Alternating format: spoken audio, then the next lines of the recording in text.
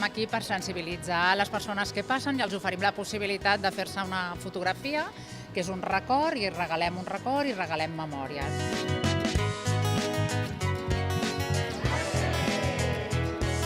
Es el sitio donde te entienden, más que incluso que en casa, que en la familia.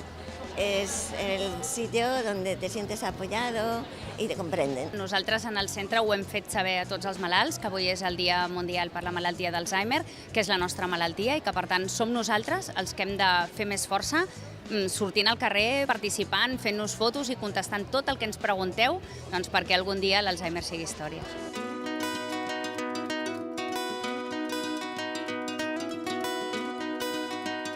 Em sembla perfecte, perquè la gent té realment que prendre consciència de lo que és tenir un malalt d'Alzheimer.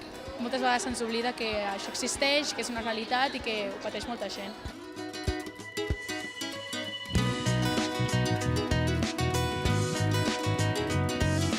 Tracta de sensibilitzar, que les persones que s'atansen prenguin consciència de la importància de la malaltia d'Alzheimer, de l'impacte que significa per les persones afectades i pels seus cuidadors i famílies i sobretot la importància de la recerca.